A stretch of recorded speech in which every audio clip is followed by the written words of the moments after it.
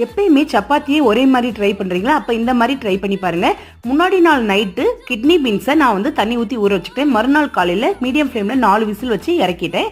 இப்போ கிட்னி பீன்ஸை மசிச்சுக்கோங்க. கூடவே சீரகம் வெங்காயம் சேர்த்து நல்லா மிக்ஸ் பண்ணி ஒரு ஓரமாக வச்சுக்கலாம்.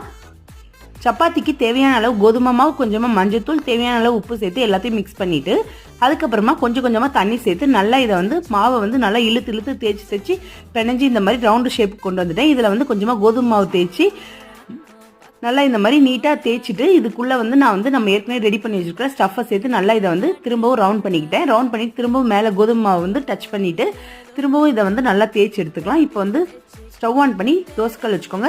தோசைக்கல் ஹீட் ஆனதுக்கப்புறமா இந்த சப்பாத்தியை சேர்த்து தேவையான அளவு நெய் சேர்த்து 2 பக்கமும் நல்லா திருப்பி வேக வச்சிங்கன்னா சுவையான ஸ்டஃப்டு சப்பாத்தி தயாராகிடும். நீங்களும் உங்கள் வீட்டில் இதே மாதிரி ட்ரை பண்ணி பாருங்கள். வீடியோ பிடிச்சிருந்தா சேனலை சப்ஸ்கிரைப் பண்ணுங்கள். தேங்க்ஸ் ஃபார் வாட்சிங்.